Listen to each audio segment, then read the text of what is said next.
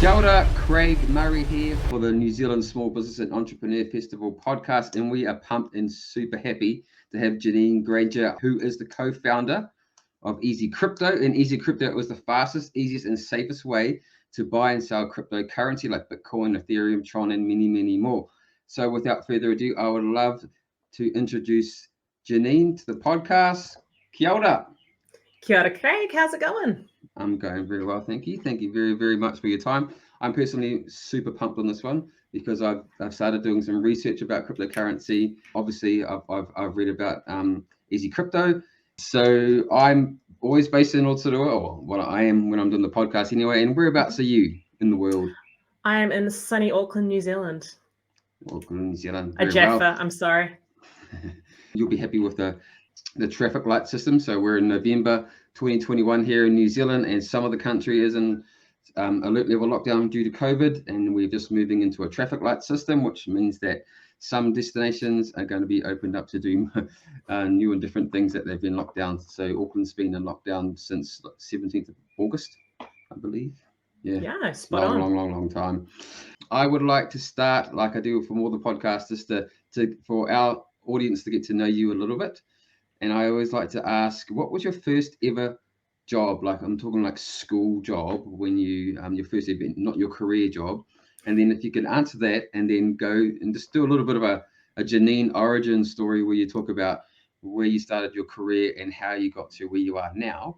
And then we'll dig into a little bit more about Easy Crypto and what's that all about as well. Nice. Well, I'm not 100% sure if this is first ever because I had a lot of random jobs when I was at high school, but one of them that I did for a while was putting the studs on dog collars. So I worked in a factory with a stud making machine. So that was good fun. Not too skilled, but enjoyable. But yeah, in terms of the Janine origin story, I have a very varied career. I've done all sorts of different things, from studying dog collars to I've helped bring Cricket World Cup to New Zealand. I did consulting with PwC for a while, worked at Air New Zealand, worked in local government.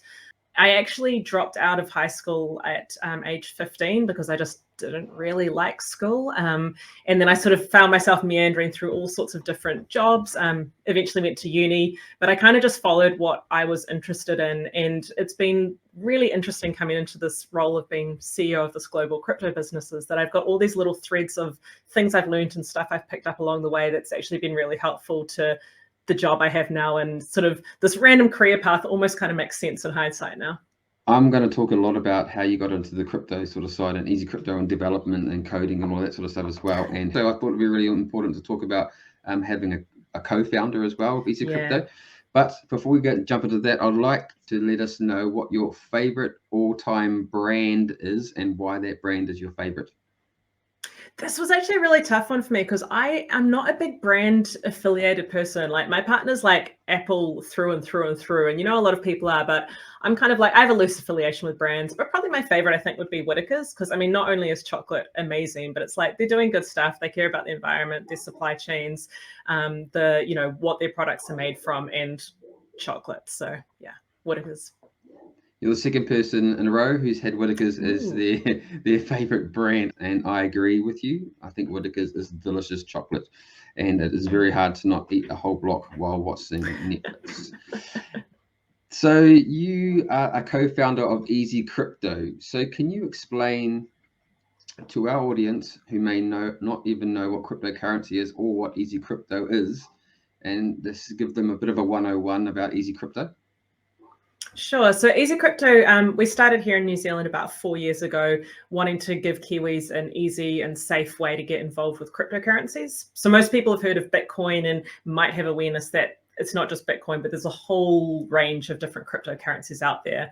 So cryptocurrencies are just digital assets or digital ways to transfer value. They have a whole lot of use cases. There's a whole lot of reasons people might want to get involved. And what we do at Easy Crypto is we just make it simple to get your New Zealand dollars and turn that into the cryptocurrency of choice. Or back the other way, if you have a lot of crypto and you want to sell it back to New Zealand dollars, we help with that as well.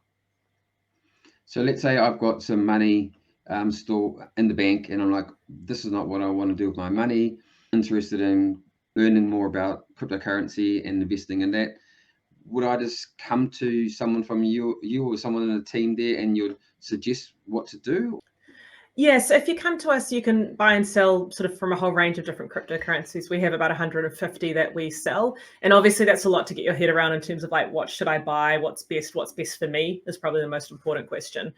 So on that view, like we have a whole lot of educational resources. It's really important to us that we help people understand the space, invest wisely, invest safely. So we don't give personalized advice. Like you can't come to us and say like, hey, Janine, which cryptocurrency should I invest in? But you can come to our website and you can learn and sort of do your own research on the different types of cryptos that we sell and what the pros and cons are and what might be right for you. I looked on your website earlier on, and we had a quick discussion before we live now.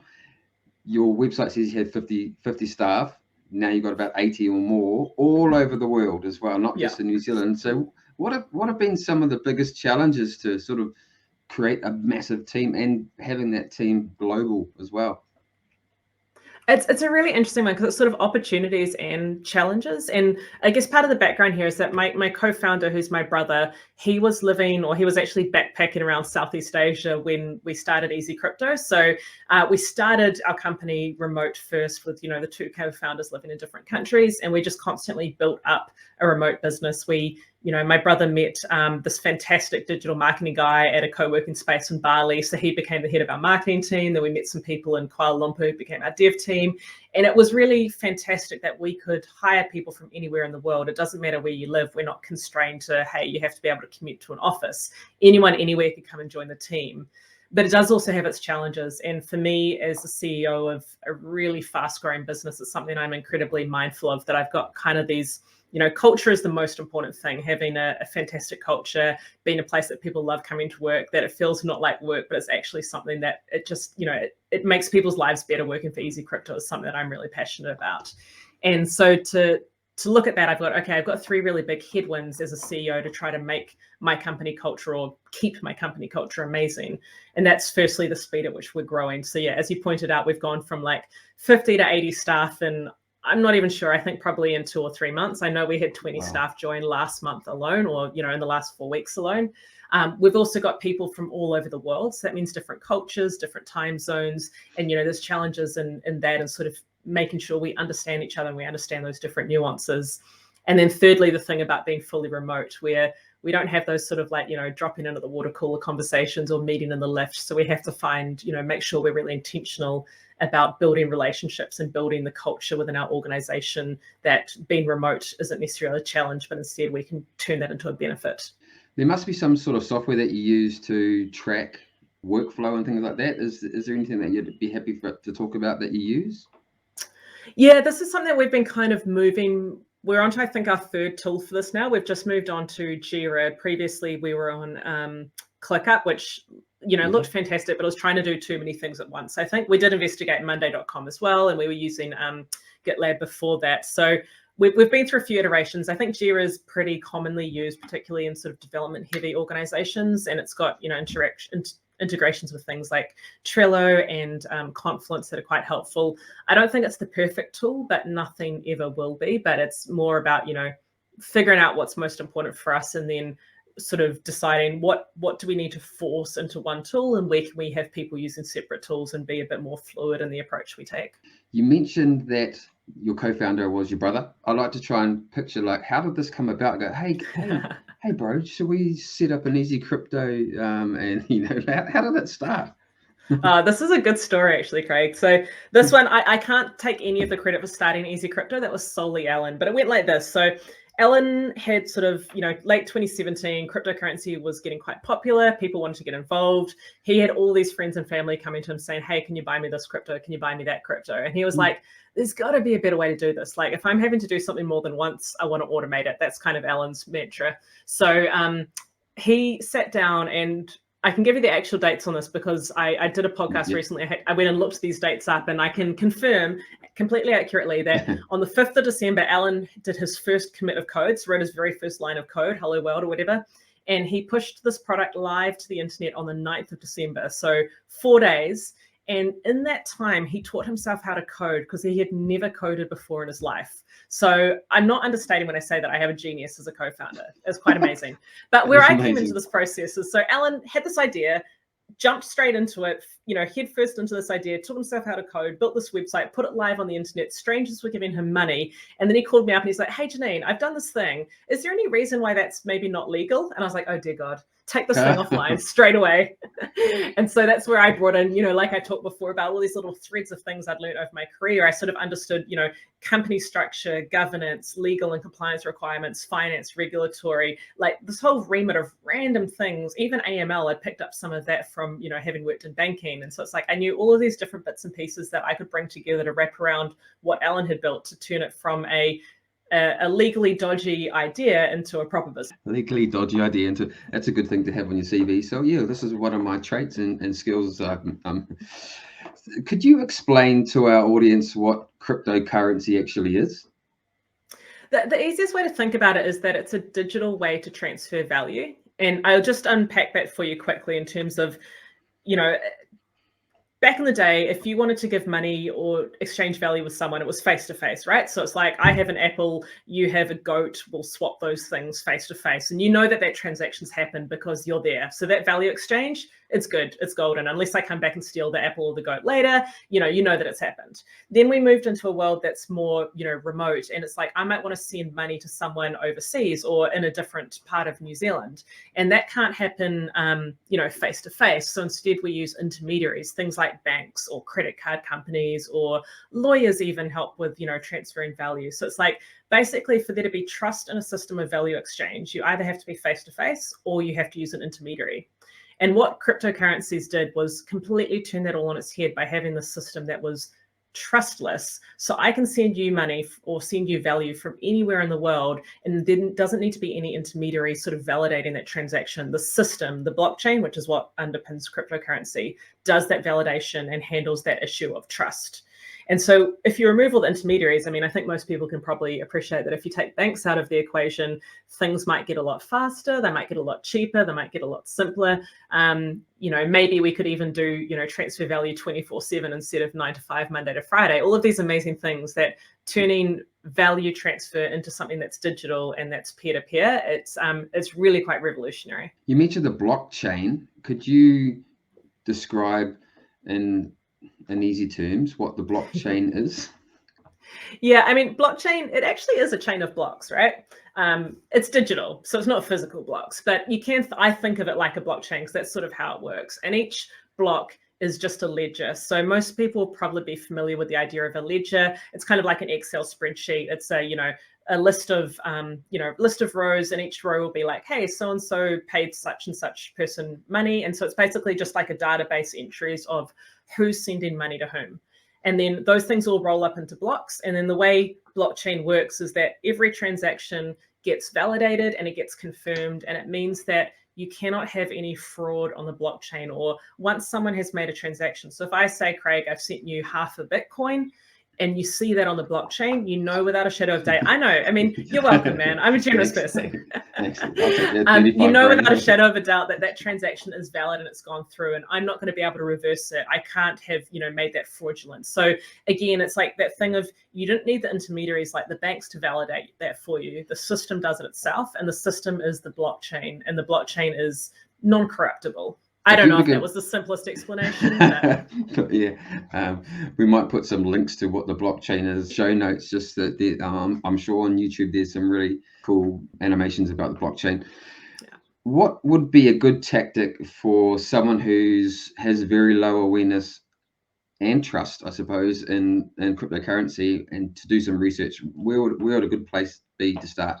So it probably depends on what your preferred method is, right? Like there's heaps of good podcasts, YouTube's, articles as well. Like we're actually building a library at Easy Crypto of all of the favorite different methods that our customers like to get information. So come to Easy Crypto and have a look on our Learn slate.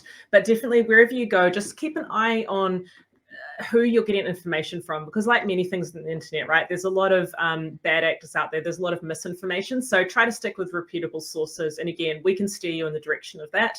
But there's also a lot of good sort of commentators in the New Zealand market.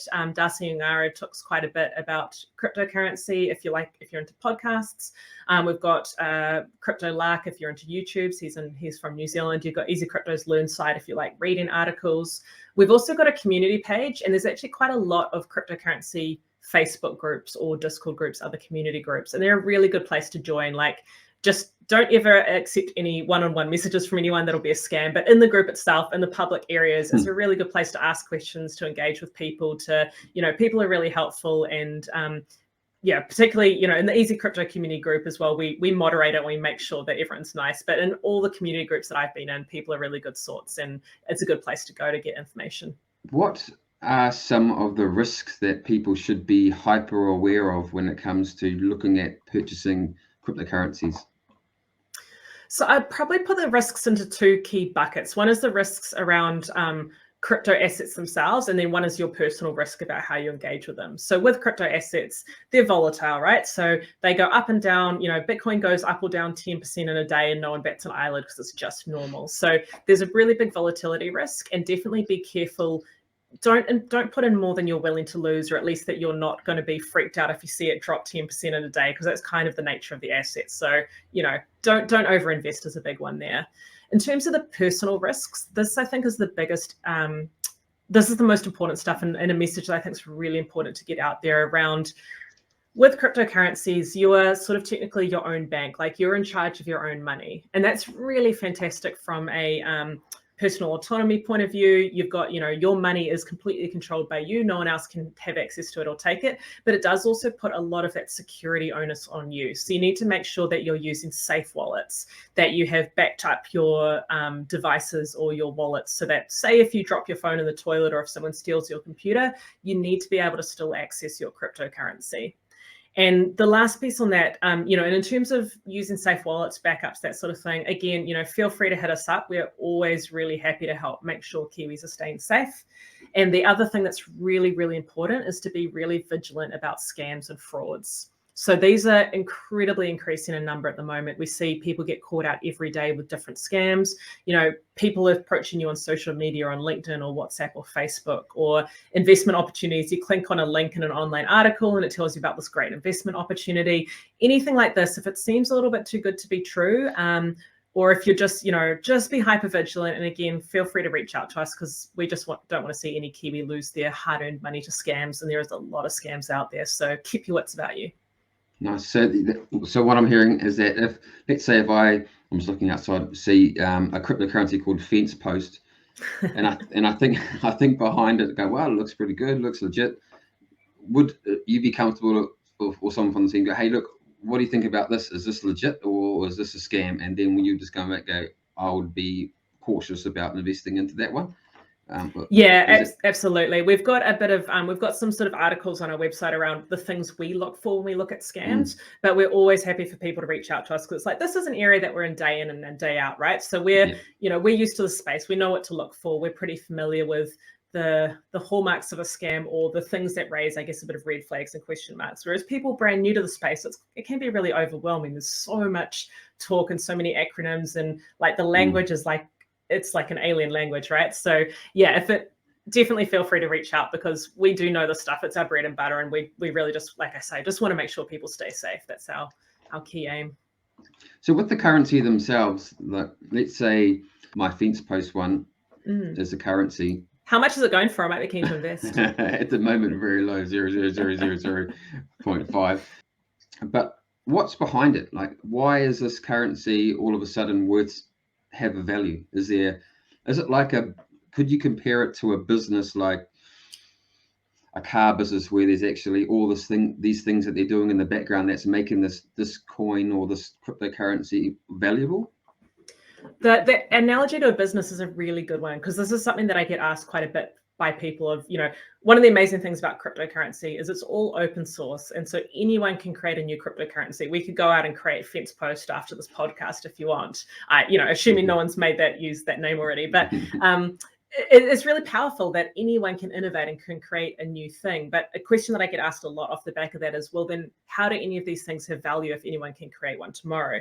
And the analogy to a company is a really, really good one, because similarly to that, I could go to the company's office tomorrow and register a brand new company. I'll call it Fets Post Collaborations Limited.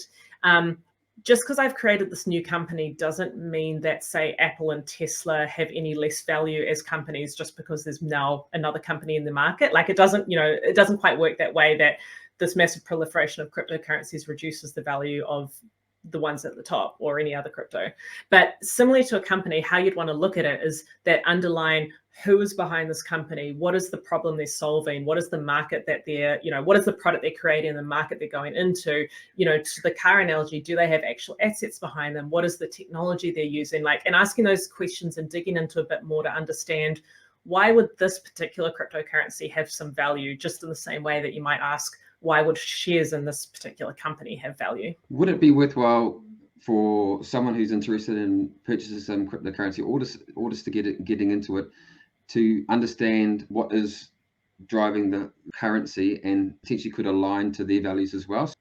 Absolutely. And similarly to companies, right? Like, if you're I would hope many of us care about the types of, if we have investments, like say if you're using shares and you invest in different companies, that you'd be thinking about, what companies am I choosing to invest in and why? Do they align with my purpose and my values? And I think, our generation is, quite purpose driven. And I think a lot of people make those decisions when they choose shares to invest in. And similarly with cryptocurrencies, you can invest without doing any homework. And if you just buy, if you're dabbling in the top 10, you're probably going to be safe. But it might still be relevant, and I hope a lot of people would think about, what does this currency look like? What is it doing for society, for the environment? As an example, we hear a lot about the negative environmental impact of cryptocurrency, and that's pretty much all about Bitcoin. Bitcoin was the very first generation of cryptocurrencies, and like with using cell phones as an example, your first generation of mobile phone looks a lot different from the ones you use now, right? So Bitcoin's a bit old, a bit slow, a bit clunky, and it's not. It doesn't have, it has a reasonably high environmental impact, but other cryptocurrencies don't. So if you looked at, say, Cardano or Solano, there are other cryptocurrencies that have very, very low environmental impact. And that might be something that influences your decision of what cryptocurrencies you want to get involved with.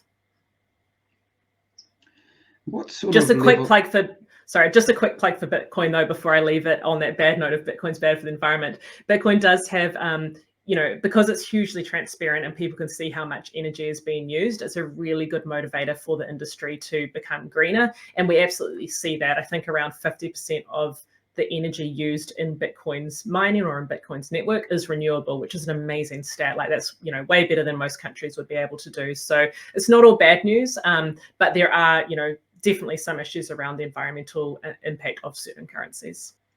What level of investment can you come into it? Start in the thousands or hundreds or tens or? No, so Bitcoin is divisible into sort of like a million parts, right? So you could buy a 1/1,000,000th of a Bitcoin, which would be probably only $1 or $2, or maybe even a few cents, I'm not sure. It depends where you buy. So if you have a friend that has some crypto and they're happy to sell you $1, awesome. If you're coming to Easy Crypto, we have sort of around a $50 to $100 minimum on most coins. And that's just kind of a functional issue that a lot of coins have delivery costs that make it uneconomical to do less. But you definitely can start from small amounts. It's not a thousands of dollars sort of commitment. It's a tens or hundreds of dollars. So I want to shift the conversation away from crypto a little bit and talk more about starting a business in New Zealand and being entrepreneurs like yourself and your brother. Was it harder to develop this Easy Crypto in New Zealand than it would potentially be if you're in somewhere like San Francisco or somewhere else in the world? It's an interesting question. I'm not too sure on that one in terms of the ease of setting up in other countries. What I can say, though, is that it was definitely a lot harder starting a crypto business than for any other type of business. So there are all these kind of like really basic 101 business things that you would assume that you would have as a business, but are blocked to us. So for example, really, really difficult to get a bank account in New Zealand for a crypto business, pretty much near impossible. Also digital advertising, cryptocurrency companies, when we started in most countries still are blocked from advertising on Google, Facebook, YouTube. So it's like, okay, how do we market our digital product to our digital audience if we can't access digital channels? And then other things like insurance, like I'm still unable to find insurance companies that will insure us because of the industry that we're in. So it's a really interesting challenges specific to cryptocurrency that I didn't necessarily expect when I started. Do you think that is because there's a lack of awareness of it in corporates and banks specifically, maybe see it as a risk? Absolutely. For them being disrupted, I mean, not cryptocurrency being the risk. Yeah, I'm not sure. I mean, I've previously worked in banking, and from what I saw, which obviously is only one experience in one bank in one country, I didn't see it as being a competitive threat barrier. I saw it more as okay, there's some risk associated with this, like the risk might be anti-money laundering risk, the regulators might be unhappy, the media might be unhappy, our customers might be unhappy. So there's all these risks for banks, which would encourage them to say no. And the rationale to encourage them to say yes is just purely the profit they can make off us. And as a little tiny startup, a bank's not going to make any money off me. So I've got like this big list of things in the risk column and really not much in the benefit column. And I think that probably is what drives the decision making there. Plus a lack of knowledge of the industry and an understanding of it. Because I think if they did understand it better, they would realize the risks are not at all what they think. So yourself and your brother must have had rapid growth. You're over 80 staff now. In the last month, you've had to hire 20. That's to me, that's amazing and a credit to you both. How do you do that? I don't know. Yeah, I don't know. It's a really interesting one. Like I thought about this time last year, I actually was looking at selling the business. And the reason I was looking at selling the business is that I could see that we'd had this really big growth. So we've grown about 5x every year since we started. I think 7x in our first year, then 5x from then on. And I sort of looked and I was like, okay, we've built this thing. It's got real potential. It is going global. It's an amazing business, great product market fit. And my thinking was, clearly I need to find someone else to take this on because I don't know how to be the CEO of a global business. So it's a time for me to exit and to find someone who can truly realize the potential of this thing. And through the process of trying to sell the business, I guess just built a lot of confidence in my own ability to run it, as well as realized how passionate I am about the vision and about what we've got and our customers and our staff and the potential of this thing that we've built. So that was a really interesting learning journey for me, but it's also, I'm well aware that I don't necessarily know what I'm doing. And I don't know how many CEOs sort of sit there and think that. I would hope that in startup world, this is not uncommon, but it is a bit of it's a big challenge. And I'm constantly every day just sort of trying to be really intentional about what I'm doing so that I'm looking forward and thinking, what does my business need? Where are we going? How can I be the right person and give the right sort of guidance and resources and sort of support to my team to get us where we're trying to go? But yeah, I don't know if I have the answer for that one. I think there's a lot of things I don't have the answer for, sorry. I feel that most people are winging it. And then just some people are better pilots than others. And obviously yourself and your brother are doing a really amazing job. So congratulations on that. What have been the biggest challenges for you and your brother? I think, in our first year or two of business, it was just challenge after challenge after challenge. Like there were so many setbacks. Things like not being able to get bank accounts was, that was just part of it, right?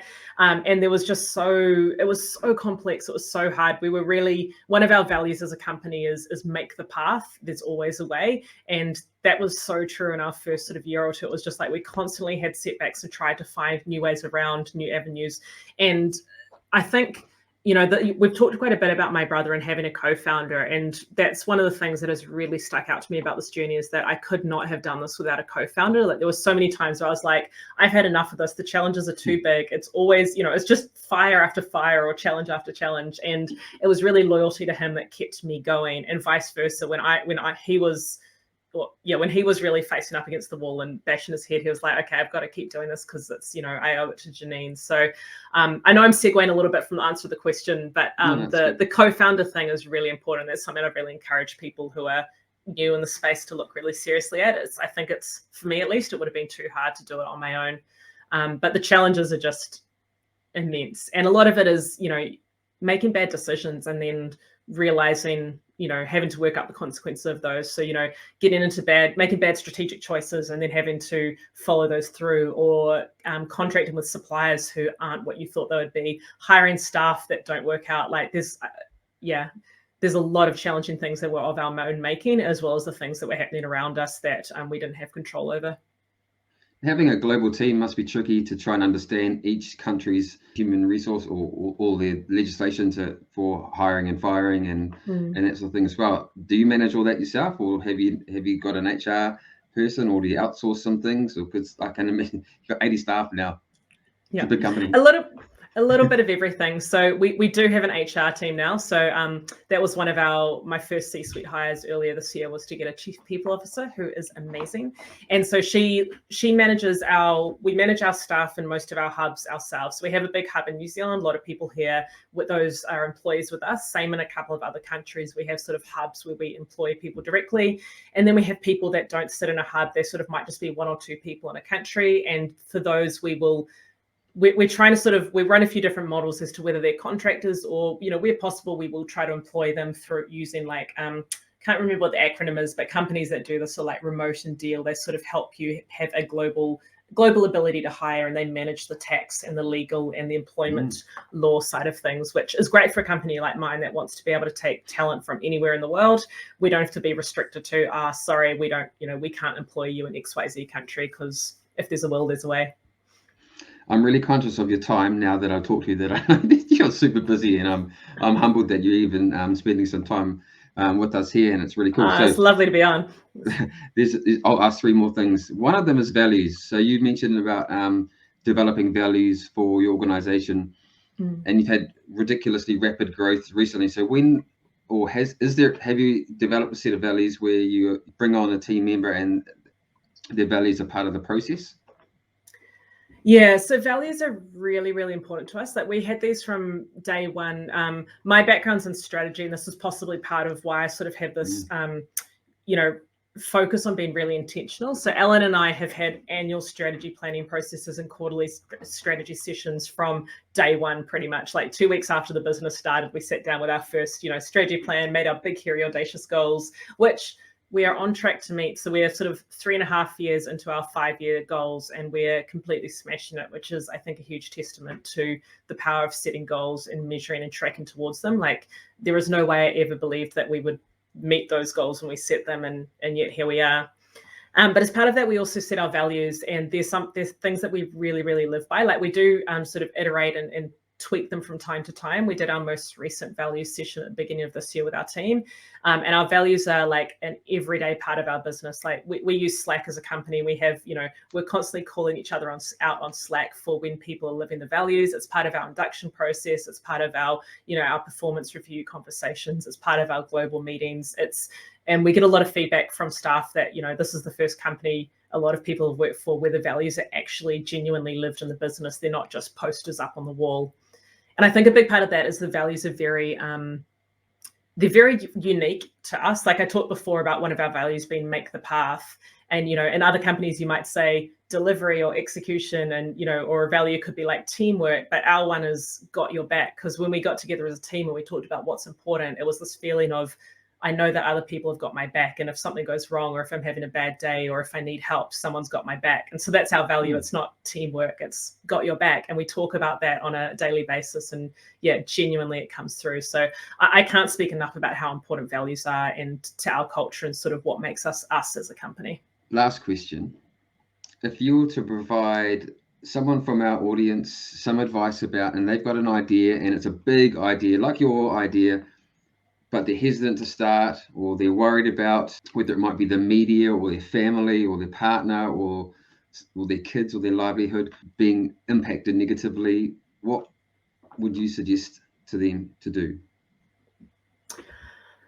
Maybe a couple of things. Firstly, we talked about the co-founder before, and I think having someone, like, maybe they're not a co-founder, but just someone who's on your team, like someone that you can bounce ideas off, that will support you, can give you a pep talk when you're having a bad day. I think that's really important, to have a cheerleader, someone who, will be there for you when things are going tough. But also, and this might be slightly controversial advice, and this is just based from my experience, but I know a lot of co-founders and entrepreneurs would possibly say the opposite. But I wonder about starting small, and like, instead of like, packing in your job and throwing everything up and going all in on this, like, can you test it? Like, can you test and get those little proof points that, hey, I'm on the right track? Because that's what we did with Easy Crypto. And this, like, we didn't intend to build this company that would be this giant, Kiwi business going global. We just intended to solve a problem. And then we got this, proof points from the market. Like in about 8 months after we launched, we were New Zealand's biggest provider. It was like, okay, there's a proof point that we've done something that people want.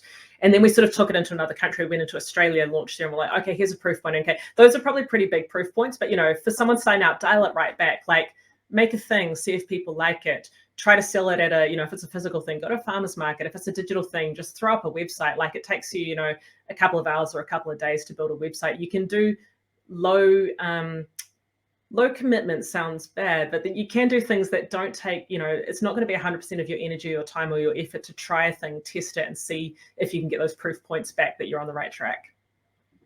That's some great advice. So start small. It's not a sprint, it's a marathon. The problem you're trying to solve is actually a market in that app. And we've spoken about it in a lot of our podcasts already. Whereas if you see a gap in the market, you've got to make sure that there's a market in the gap, because nobody likes a lukewarm coffee, but they like a hot coffee, and they like iced coffee, but no one wants to buy a lukewarm coffee. So you've got to make sure that that is so true. So Janine, this is awesome. Thank you so much. I really do appreciate your time. If you've got any last words, you can drop it now. Otherwise, we can say hi to da, and you. I'm sure you've got a lot of things to do. No, I just really appreciate you having me on. I think it's great what you're doing. It's great to get more resources and education and support out there. I think New Zealand has such a great entrepreneurial spirit, and I just, kia kaha to everyone who is entrepreneuring or wants to be entrepreneuring out there. Give it a whirl. I think you'll probably love it. Awesome. Thank you so much, Janine. Have a great day. E noho rā. See you later.